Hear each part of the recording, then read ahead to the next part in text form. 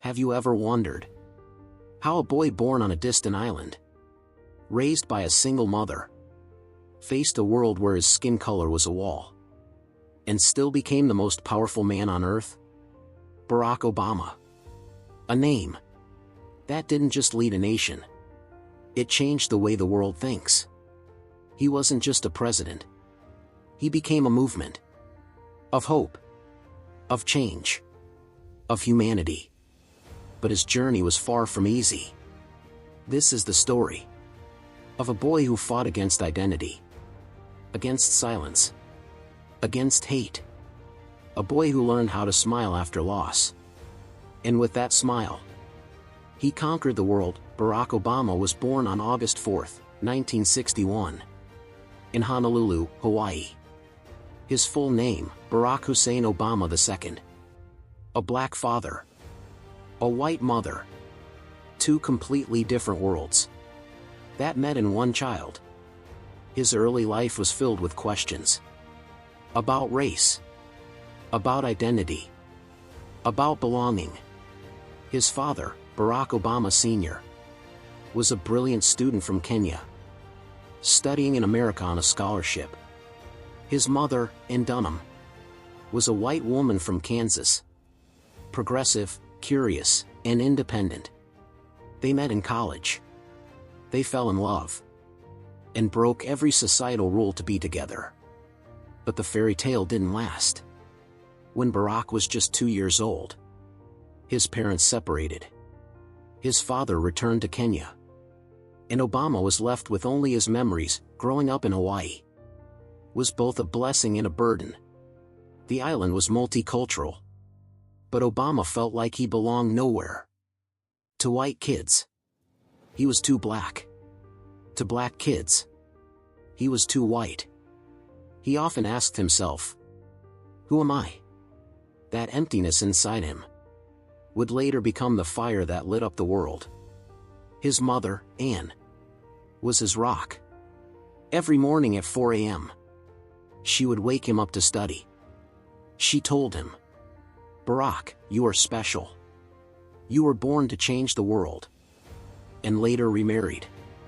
Barack moved to Indonesia, where he lived through poverty, political instability, and fear. It was a tough environment, but it opened his eyes. He saw hunger. He saw struggle. And for the first time, he felt the pain of the voiceless. When he returned to Hawaii, he was no longer a boy. He was a seeker. He threw himself into education, graduating from Punahou School, then moving on to Occidental College, and eventually Harvard Law School, the most prestigious in the world. At Harvard, Obama made history, becoming the first black president of the Harvard Law Review. He wasn't just another student. He had become a symbol of possibility. But something still felt incomplete. He needed answers about his roots, his father, his past. So he made a decision to travel to Kenya, to touch the soil where his father once stood, to make peace with a man he barely knew. And at his father's grave, Barack Obama made a silent promise. "I won't just live a successful life. I will live a meaningful one." When he returned, he didn't chase money, or fame, or power. He went to Southside Chicago to serve. He became a community organizer, helping those abandoned by the system. He worked with factory workers who lost their jobs, with families who couldn't afford healthcare, with kids growing up in broken neighborhoods. Obama became their voice, because no one else would listen. And this was the first real step of a journey that would shake the world. Chicago shaped him, but Washington was calling. Obama's passion, intelligence, and ability to connect with people was beginning to catch attention.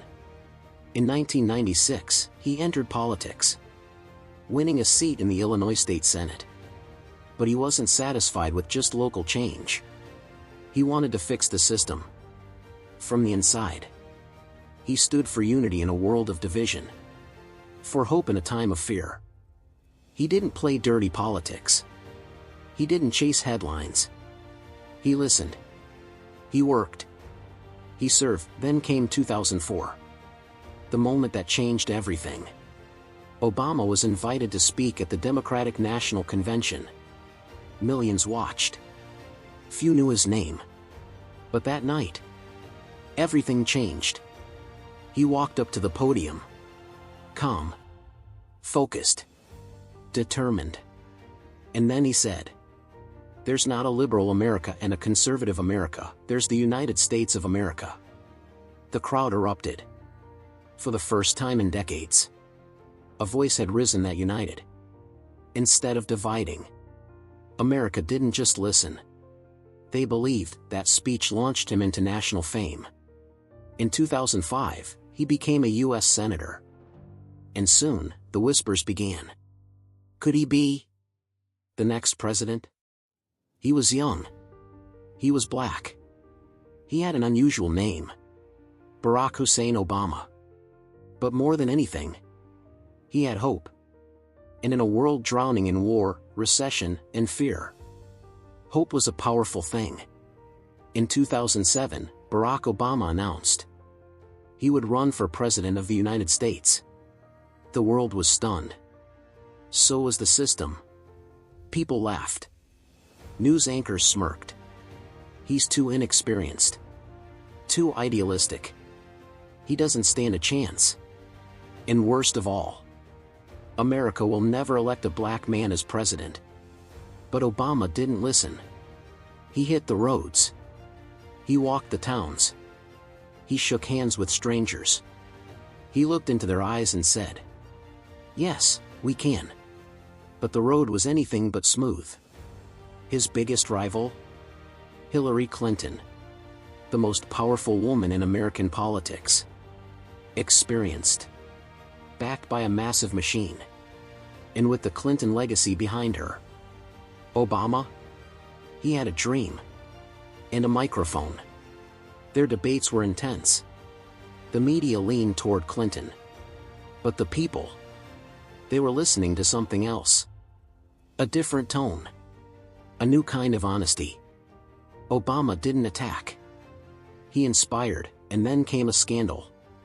Not his own, but one that almost broke his campaign. His longtime pastor, Reverend Jeremiah Wright, was caught in a firestorm of controversial sermons. The media exploded. Obama's character was questioned. His loyalty. His race. His faith. Everyone waited for his response. And then, he did something no one expected. He gave a speech. Not to defend, but to teach. He addressed race in America head-on. With courage, pain, and truth. And he titled it, "A More Perfect Union." That speech didn't just save his campaign. It healed something in the country's soul, but the threats continued. People sent him death threats. His middle name Hussein was used against him. Whispers of being too foreign or too Muslim spread like wildfire.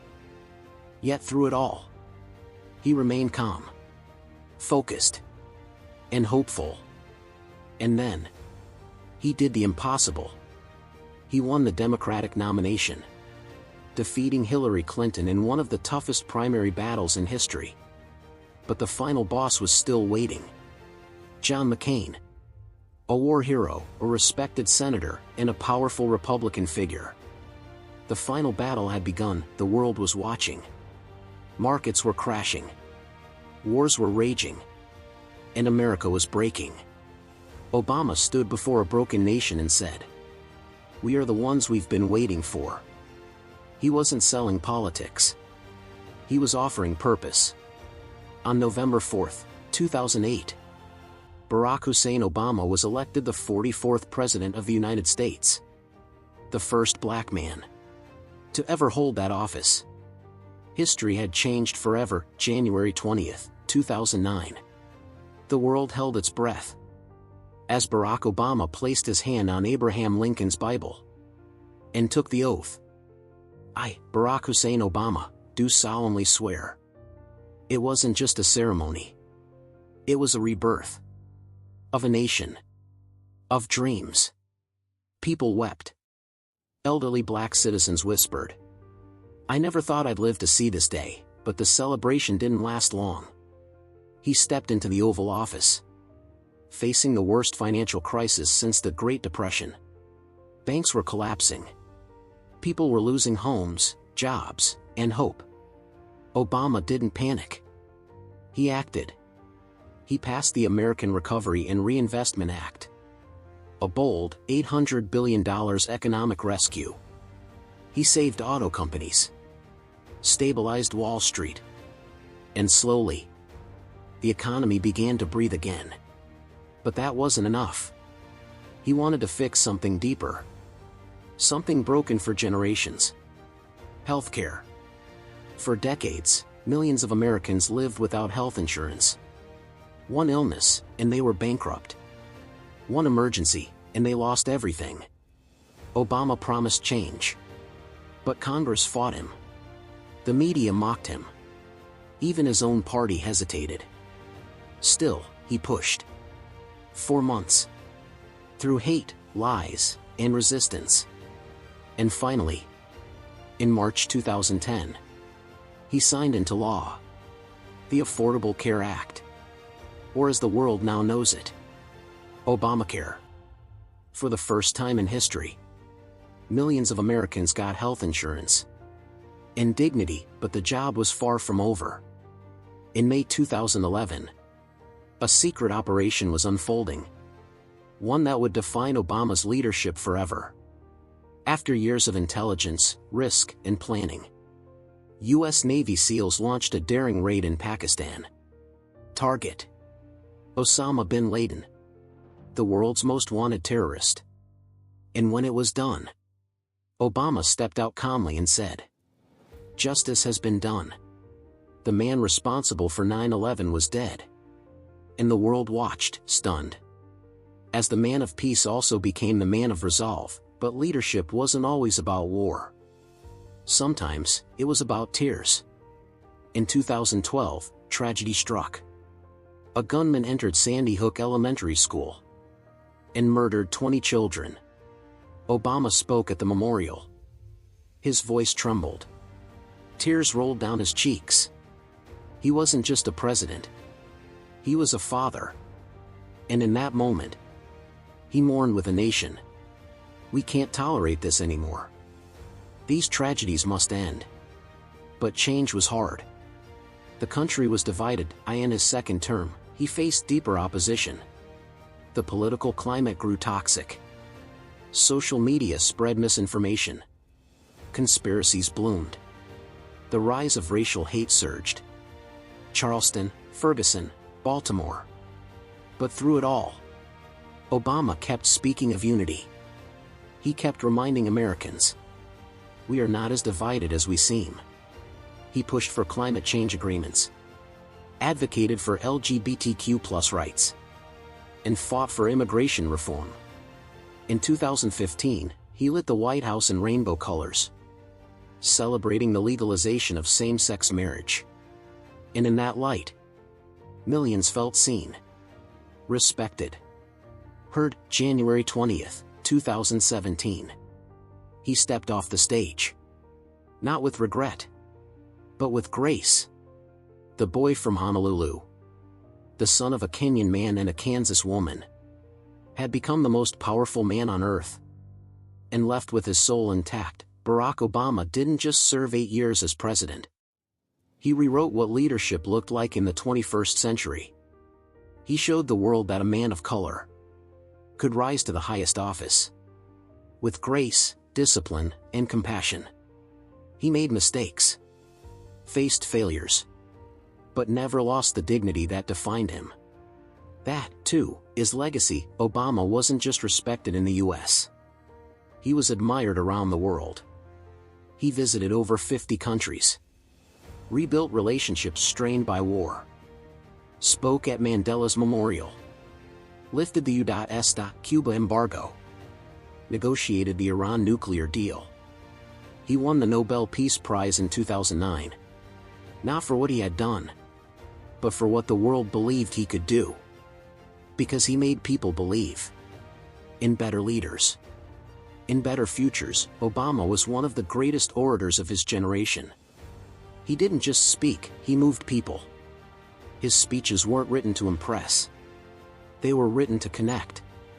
Whether it was his "Yes, we can rally" cry, or his farewell speech with, "If you're tired of arguing with strangers on the internet, try talking with one of them in real life." He reminded us that words matter. That tone matters. That hope can be spoken into existence. He wasn't perfect. He smoked in his early years, struggled with anger in youth, admitted to experimenting with drugs. But he never hid those truths. He owned them. And that honesty made him real. He was a family man, a devoted husband to Michelle, a loving father to Malia and Sasha. He once said, "My most important title is not president, it's dad."